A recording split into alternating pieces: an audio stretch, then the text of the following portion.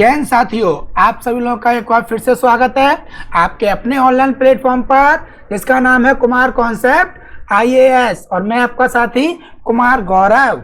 जैसा कि आप लोग जानते हो कि हम लोग का टॉपिक चल रहा है परसेंटेज यानी कि प्रतिशत, लेक्चर नंबर 35। क्लियर? अभी तक हम लोग इसकी 3 क्लास कर चुके हैं। आज हम लोग इसकी 4th क्लास करने जा रहे हैं। चलिए स्टार्ट करते हैं भाई। क्वेश्चन नंबर 1 ये रहा आपके सामने। क्वेश्चन नंबर 1 और इसमें कलर कर लेते हैं रेड। एक गांव में पुरुष, महिला तथा बच्चों की संख्या का अनुपात 5:4:2 है। ओके, हम यहाँ लिख देते हैं पुरुष यानी कि मेल और फीमेल और बच्चे यानी कि चाइल्ड कर देते हैं। ठीक है जी, बच्चे तो चाइल्ड कर दिया भाई, या चिल्ड्रन करना चाहोगे? चलो चिल्ड्रन कर देते हैं। और यहाँ पर कितना है भाई? ये है 5, ये है 4 और ये है 2। ये अनुपात है। आगे कह रहा है 80% पुरुष साक्षर हैं। कितने? 80%। अगर हम इसका 80% निकालते हैं तो क्या वो पॉइंट में आएगा या एक परफेक्ट नंबर आएगा? बताइए भाई। आप कहोगे सर इसका 80% निकालेंगे तो पॉइंट में आएगा, हाँ या ना? अगर पॉइंट में नहीं भी आएगा तो फिर समस्या होगी। तो क्या करना है, जब भी परसेंटेज निकालना हो ना, हम लोगों ने रेशियो पढ़ा है कि जब 2 या 2 से अधिक में रेशियो है उसमें आप किसी से भी मल्टीप्लाई कर सकते हो। तो बताओ भाई किससे मल्टीप्लाई कर रहे हैं कि रेशियो निकालना आसान हो? सर 100 का रेशियो निकालना आसान होता है, 100 से कर देते हैं भाई। ठीक है जी, 500, 400 और 200। मान लिया कि गांव में ये जनसंख्या है। टोटल यहाँ से कितना बन के तैयार हो रहा है भाई? 1100। अब आप यहाँ से करना शुरू कीजिए भाई। 80% कितना? 80% क्या है भाई? साक्षर। तो बाकी बचे कितने? 20%। ये क्या होंगे भाई? निरक्षर। अब बताइए इसका 80% ज्ञात करो या 20% ज्ञात कर लीजिए भाई। कितना हो जाएगा? ये 20% ज्ञात करोगे तो 100 और ये कितना हो जाएगा? 400। अब इधर आ जाइए भाई, यहाँ भी साक्षर और निरक्षर।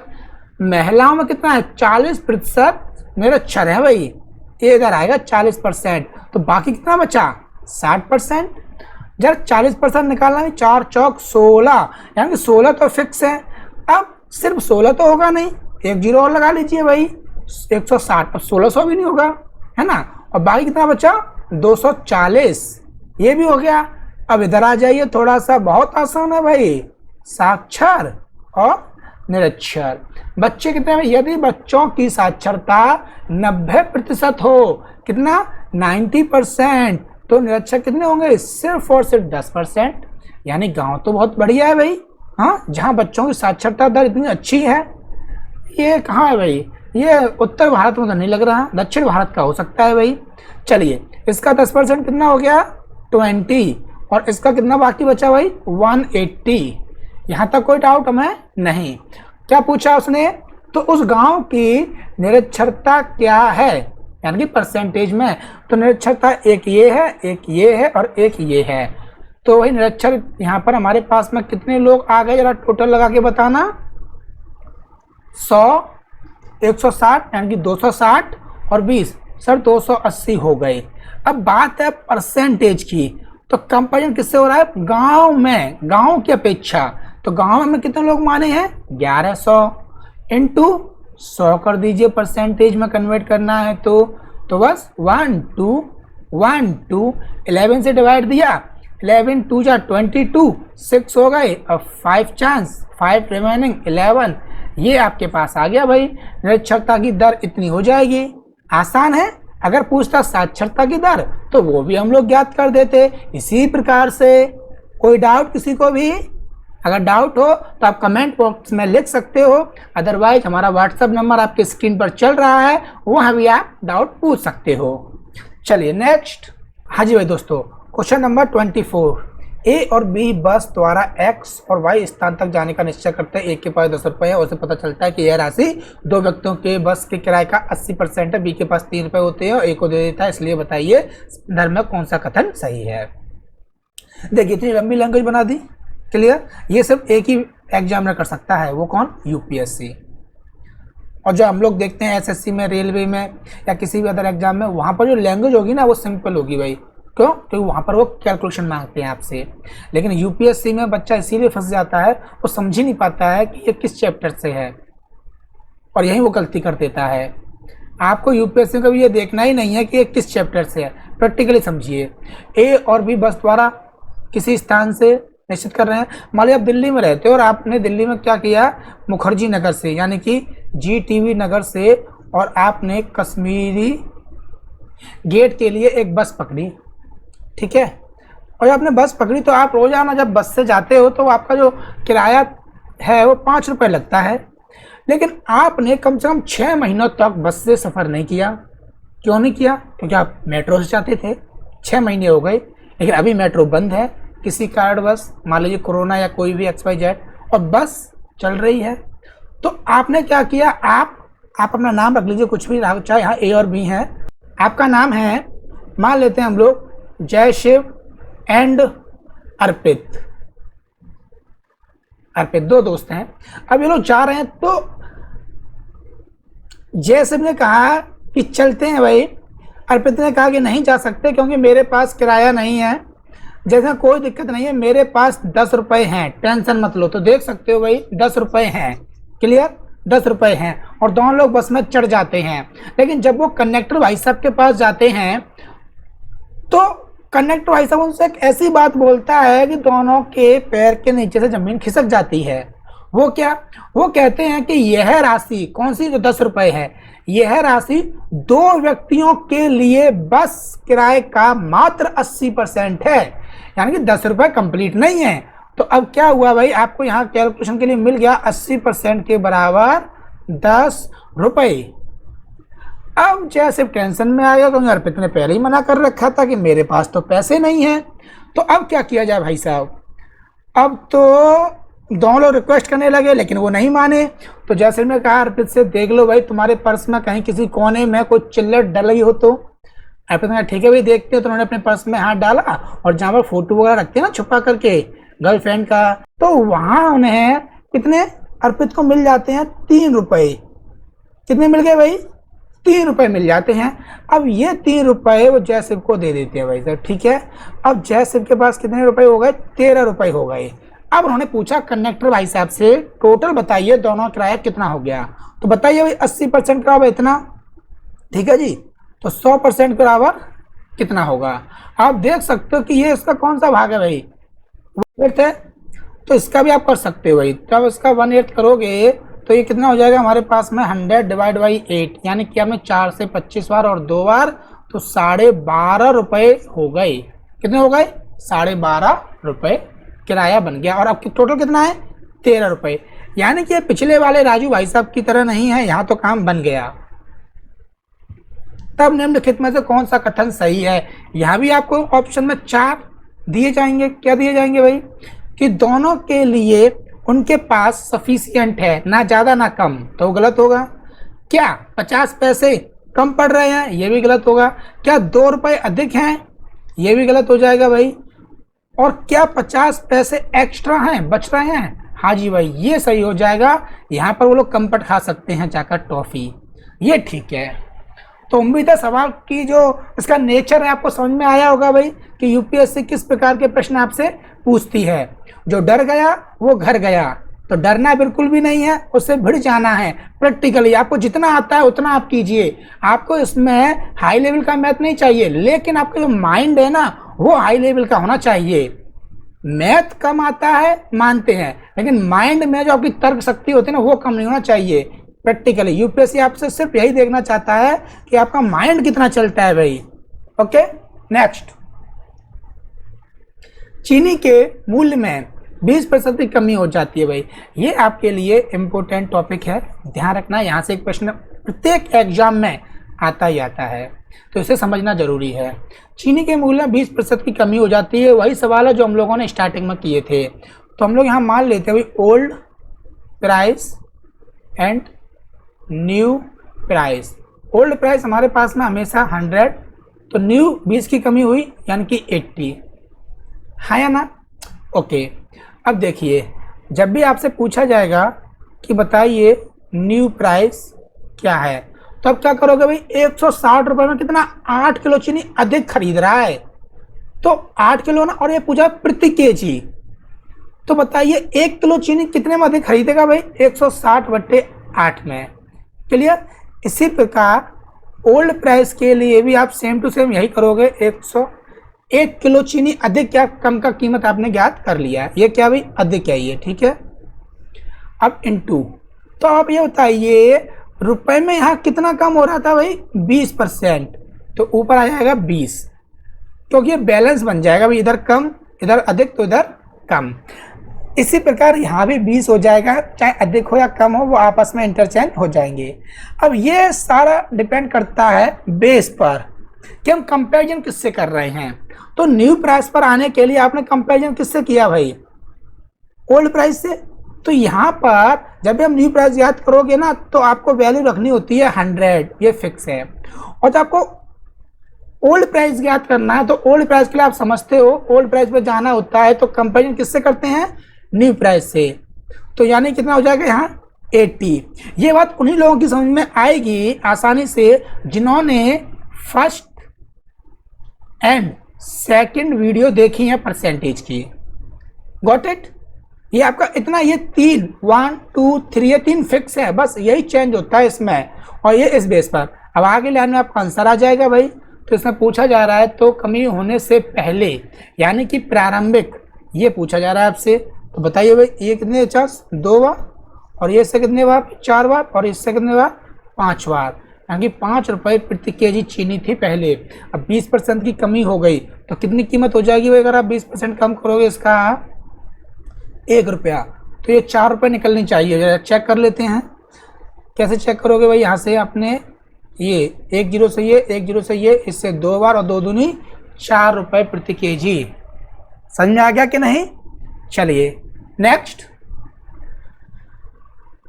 किसी वस्तु की कीमत में 21% की कमी करने पर, ठीक है जी, तो यानी कि old price and new price आप पहले लिख लीजिए भाई। ओल्ड हमेशा 100 होगा और न्यू 21% की कमी हो रही है, यानी कि 79 हो जाएगा ये। ओके, 21% की कमी। यदि कोई व्यक्ति 100 रुपये में 3 किलो चीनी अधिक खरीद सकता है वस्तु, तो वस्तु का प्रति किलोग्राम कम की गई कीमत क्या है, यानी कि ये उसने पूछा कम की गई कीमत, न्यू प्राइस पूछ रहा है भाई। तो न्यू प्राइस, न्यू प्राइस के लिए पहले हम पता करते हैं कि 3 किलो अधिक है, तो 1 किलो अधिक कितने में आएगा भाई, 100/3 में, इनटू यहाँ कितना कम हो रहा है 21, तो वो 21 सेम टू सेम आ जाएंगे। लेकिन बेस में न्यू प्राइस है ना, तो न्यू प्राइस से किससे कंपेरिजन करते हैं हम लोग भाई, ओल्ड से। तो यहाँ आ जाएगा 100, इससे कैंसल, और ये हो गया 7 रुपये पर केजी। ये इसका न्यू प्राइस ज्ञात हो गया। आसान है ना? यूपीएससी सीसेट 2017 में आया हुआ भाई, लैंग्वेज देख लीजिए, बेहतरीन क्वेश्चन है ये आपका। क्लियर? इसको समझना आसान नहीं है, लेकिन अगर आप पूरी शिद्दत के साथ समझोगे तो बहुत आसान है। कैसे देखते हैं भाई। किसी शहर में 12% परिवार एक वर्ष में 30,000 रुपये से कम कमाते हैं। आपने टेबल बनाई, वहाँ लिख लिया 12%, 30,000 से कम, यानी कि 0 और 30,000 के बीच में इनकी क्या है भाई, इनकम है। ठीक है जी, और ये भाई पर्सन है, ये लोग हैं, पीपल हैं। आगे क्या है, 6% परिवार एक वर्ष में 2 लाख से अधिक कमाते हैं। अब 2 लाख से अधिक है भाई, मतलब कितना अधिक है ये नहीं पता है भाई, बस ये पता है कि 2 लाख से अधिक है भाई। यहाँ इन्फिनेटिव आप कर सकते हो, कितने, 6% लोग। ठीक है जी। 22% परिवार एक वर्ष में 1 लाख से अधिक कमाते हैं। अब कितना अधिक ये भी नहीं पता है भाई, तो यानी कि यहाँ पर है 22% के बराबर 1 लाख से अधिक, इन्फिनेटिव तक। आगे कह रहा है 990 परिवार एक वर्ष में 30,000 से लेकर 1 लाख के बीच में कमाते हैं, यानी कि ये यहाँ पर आ जाएगा आपका 30,000 से लेकर 1 लाख के बीच में कमाते हैं। वो कितने हैं भाई, 990 परिवार, यानी कि ये उसने एक संख्या दे दी है, बाकी सब परसेंटेज है। तो हमने देखा कि 0 से लेकर के इन्फिनेटिव तो सारी इनकम वाले आ गए। हाँ जी सर आ गए। तो ये हमें जो टोटल होना चाहिए वो कितना 100% होना चाहिए। हाँ जी सर 100% होना चाहिए। तो चलिए देखते हैं भाई। सबसे पहले तो 0 से 30 और 30 से 1 लाख सही चल रहा है, लेकिन 1 लाख से इन्फिनिटिव और 2 लाख से इन्फिनिटिव यहाँ थोड़ा सा दिक्कत हो रहा है कि नहीं। तो हमने देखा कि 2 लाख से ऊपर वाले कितने हैं भाई, हमारे पास 6% हैं, यानी कि 1 लाख से ऊपर ये भी तो इसी में इंक्लूड हो जाएंगे। अगर मैं इसको ऐसे तोड़ दूं, 6 को अलग कर दूं, बाकी बचा 16, इसको अलग कर दूं, तो ये लाइन हमें क्या बताना चाहती है भाई, जो 6% वाले हैं वो हो जाएंगे 2 लाख से इन्फिनिटिव तक, लेकिन जो 16% है वो हो जाएंगे 1 लाख से और 2 लाख के बीच में। ऐसे कुछ होगा भाई, हाँ या ना। तो यानी कि हमें इसकी ज़रूरत ही नहीं है, यहीं तक हमारा टोटल परसेंटेज हो गया। तो आप देख सकते हो 12% ये है और 22% ये है, तो ये दोनों मिलाकर हमारे पास कितना हो गया भाई, 12% प्लस 22% और प्लस ये 990 परिवार, ये सब मिला के होना चाहिए 100% के बराबर टोटल लोग। लेकिन आपने इनका टोटल किया तो कितना हो जाएगा भाई, 34% प्लस 990 परिवार बराबर 100%। तो जब आप इसको उठाकर इधर सेंड करोगे या भेजोगे तो ये कितना हो जाएगा, 100% माइनस के 34% बराबर 990 परिवार। पूछ रहा है कितने परिवार एक वर्ष में 1 लाख से 2 लाख के बीच में कमाते हैं। 1 लाख से 2 लाख वाले हमने अभी क्या ज्ञात किया अभी, 16%, हाँ या ना। तो यहाँ से ज्ञात करते हुए कितना हो गया, 66% के बराबर 990।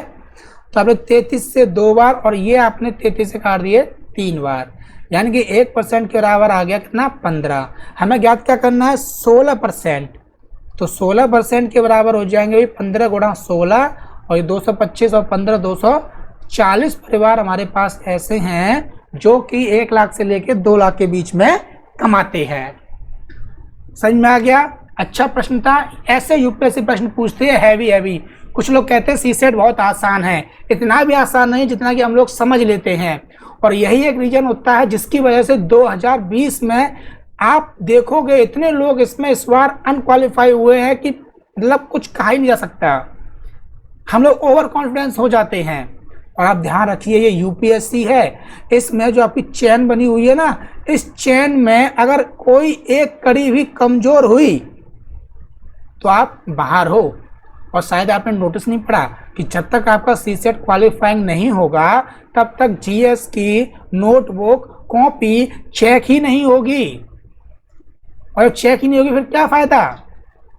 तो इसलिए कुछ लोग सोचते हैं कि हमने बीटेक बीएससी किया हुआ है तो हम आसानी से कर सकते हैं, लेकिन नहीं मेरे भाई, वो हम लोगों का टेक्निकल मैथ था, ठीक है, कैलकुलेशन था उसके अंदर,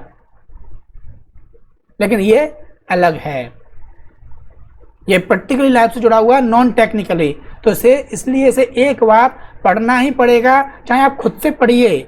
हम ये नहीं कह रहे कि आप किसी से कोचिंग लगाइए इसके लिए, आप इसे खुद से ही पढ़ सकते हैं, प्रैक्टिस बहुत जरूरी है।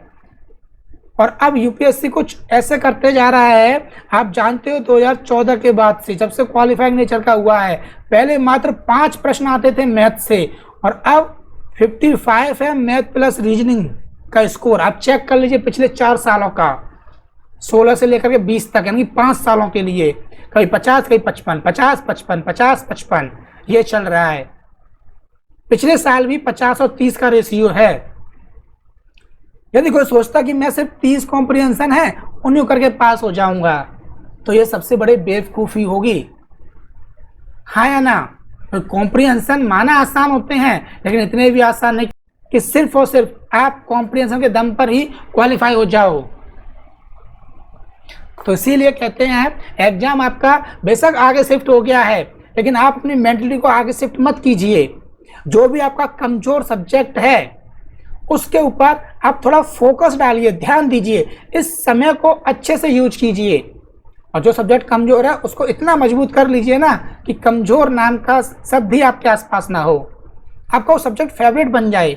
ऐसे हमारे कुछ स्टूडेंट हैं क्लास में जिन्होंने यही नीति अपनाई है, जिनको सीसेट से डर लगता था, लेकिन उन्होंने सीसेट को इतना पढ़ा, और इतना पढ़ने का ये नहीं पूरे दिन पढ़ना है, एवरी डे 2 आवर्स, सिर्फ 2 घंटे आप दे दीजिए रोजाना, और ऐसा आप लगातार 1 महीने तक कीजिए, आप खुद देखोगे आपके अंदर चेंजिंग आई है।